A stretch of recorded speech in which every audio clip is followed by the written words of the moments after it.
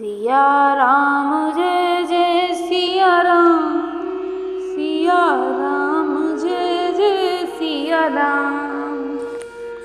दोस्तों, रामचरितमानस एक ऐसा ग्रंथ है जिससे हम सभी लोग परिचित हैं। रामचरितमानस के हर प्रसंग से जुड़ी कोई ना कोई अंतर कथा जरूर होती है। रामचरितमानस के अयोध्या कांड के श्री राम के वन गमन के प्रसंग में श्री राम, लक्ष्मण और सीता जब 14 वर्ष के लिए वनवास के लिए अयोध्या से निकलते हैं, निकलकर निषाद राज के साथ गंगा नदी के किनारे पहुंचते हैं, जहां उन्हें केवट मिलता है।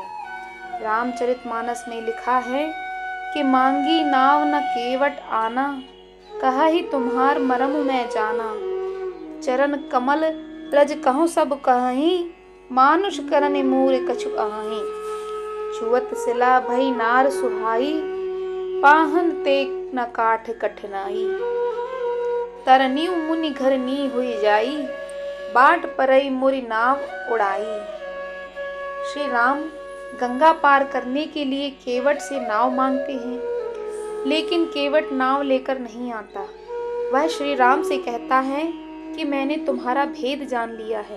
सभी लोग कहते हैं तुम्हारे पैर की धूल से एक पत्थर से सुंदर स्त्री बन गई थी।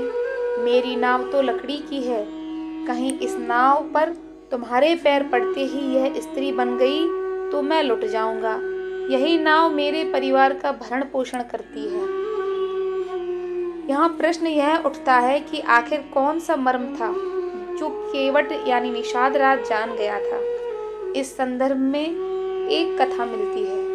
एक बार क्षीर सागर में भगवान विष्णु शेष शैया पर विश्राम कर रहे थे और लक्ष्मी जी उनके पैर दबा रही थी। विष्णु जी के एक पैर का अंगूठा शैया के बाहर आ गया और लहरें उससे खिलवाड़ करने लगीं। क्षीर सागर के एक कछुए ने इस दृश्य को देखा तो मन में यह विचार करा कि मैं यदि भगवान विष्णु के अंगूठे को अपनी जिह्वा से स्पर्श कर लूं तो मेरा मोक्ष हो जाएगा।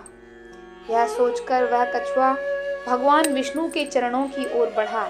उसे भगवान विष्णु की ओर आते हुए शेषनाग जी ने देख लिया और उसे भगाने के लिए जोर से फुफकारा। फुफकार सुनकर कछुआ भागकर छुप गया। कुछ समय पश्चात जब शेष जी का ध्यान हट गया तो उसने पुनः प्रयास किया। इस बार लक्ष्मी देवी की दृष्टि उन पर पड़ गई और उन्होंने उसे भगा दिया। इस प्रकार उस कछुए ने अनेकों प्रयास किए, पर शेष जी और लक्ष्मी माता के कारण उसे कभी सफलता नहीं मिली। यहाँ तक कि सृष्टि की रचना हो गई और सतयुग बीत जाने के बाद त्रेता युग आ गया। इस बीच उस कछुए ने भी अनेक बार अनेक योनियों में जन्म लिया और प्रत्येक जन्म में भगवान की प्राप्ति का प्रयत्न करता रहा। अपने तपोबल से उसने दिव्य दृष्टि प्राप्त कर ली। कछुए को पता था कि त्रेता युग में वही क्षीर सागर में शयन करने वाले विष्णु राम का, वही शेष जी लक्ष्मण का और वही लक्ष्मी देवी सीता के रूप में अवतरित होंगे तथा वनवास के समय उन्हें गंगा पार उतरने की आवश्यकता पड़ेगी। इसलिए वह भी केवट बनकर वहां आ गया था। एक युग से भी अधिक काल तक भगवान का चिंतन करने के कारण उसने प्रभु के सारे मर्म जान लिए थे। इसलिए उसने श्री राम से यह कहा था कि मैं आपका मर्म जानता हूँ। गोस्वामी तुलसीदास भी इस तथ्य को जानते थे, इसलिए अपनी चौपाई में केवट के मुख से कहलवाया, कहाँ ही तुम्हार मर्म में जाना। केवल इतना ही नहीं, इस बार केवट इस अवसर को किसी भी प्रकार हाथ से नहीं जाने देना चाहता था। उसे याद था शेषनाग क्रोध करके फुफकारते थे और मैं डर जाता था। अब की बार वे लक्ष्मण के रूप में मुझ पर अपना बाण भी चला सकते हैं। इस बार उसने अपने भय को त्याग दिया था। लक्ष्मण के तीर से मर जाना उसे स्वीकार था, पर इस अवसर को खोना गवारा नहीं था। इसलिए केवट बोला, पद कमल धोई चढ़ाई, नाव न नात उतराई जहाँ। मोहि राम उरियान दशरथ सपत सब साची कहूँ। बर तीर मारहु लखन पे जब लग न पाए पखारी हों। तब लग न तुलसीदास नाथ कृपाल पार उतारी हों। अर्थात हे नाथ, मैं चरण कमल धोकर आप लोगों को नाव पर चढ़ा लूंगा। मैं आपसे उतराई भी नहीं चाहता।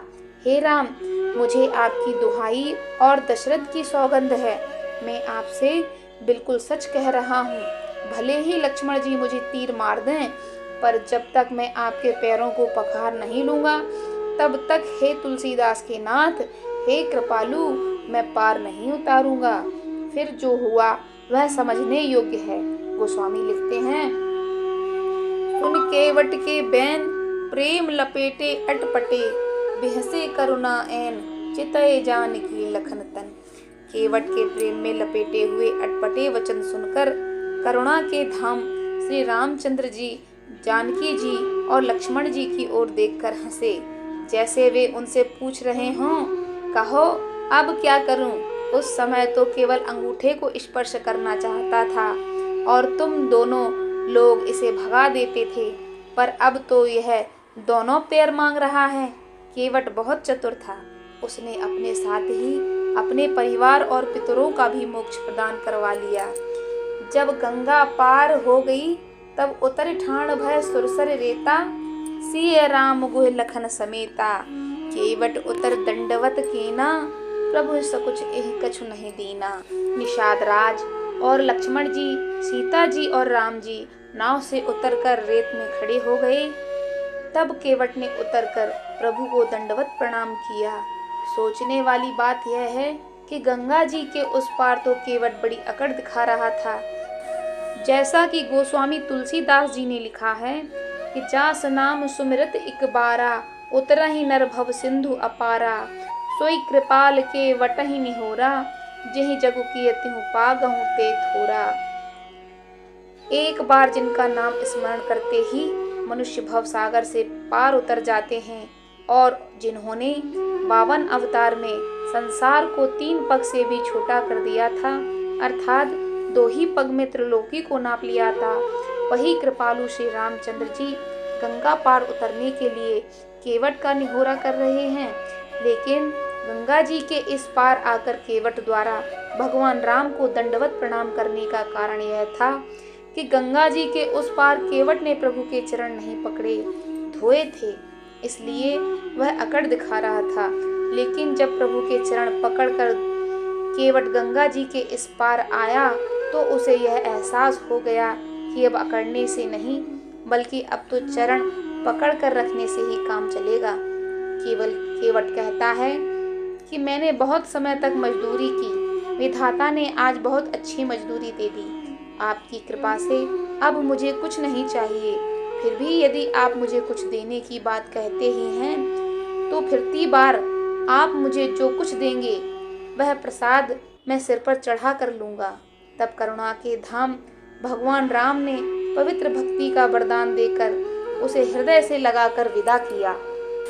जब केवट ने भगवान को सरयू पार करवाई, तो भगवान बड़े चिंतन में पड़े कि अब केवट की उतराई क्या दें, क्योंकि वे तो सब कुछ पीछे छोड़ आए थे।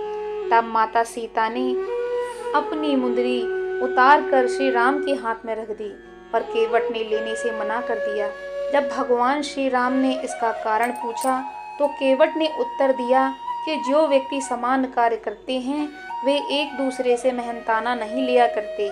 लक्ष्मण ने चकित होकर कहा कि वो और श्री राम दोनों का कार्य समान कैसे हुआ? वो तो केवट ने कहा, जैसे वे लोगों को सरयू पार कराता है, ठीक वैसे ही भगवान श्री राम मनुष्य को जीवन मृत्यु से मुक्ति दिलाकर भवसागर की नाव पार करा देते हैं। केवट की बात सुनकर श्री राम ने उन्हें मोक्ष प्राप्ति का वरदान दिया। वास्तव में केवट की भक्ति बड़ी अद्भुत थी, जिसने सहज ही में वह पा लिया था जो बड़े बड़े ऋषि मुनि जप तप करके भी नहीं पा सकते थे। धन्य है केवट और धन्य है केवट की भक्ति। रामायण के केवट का यह संक्षिप्त सा परिचय आपको कैसा लगा? अगर आपको यह अच्छा लगा हो तो प्लीज़ इस वीडियो को एक लाइक कर दीजिए और कमेंट कर ज़रूर बताएं। हमारी इसी तरह की वीडियो को आगे पाने के लिए हमारे चैनल को सब्सक्राइब कर लीजिए। धन्यवाद।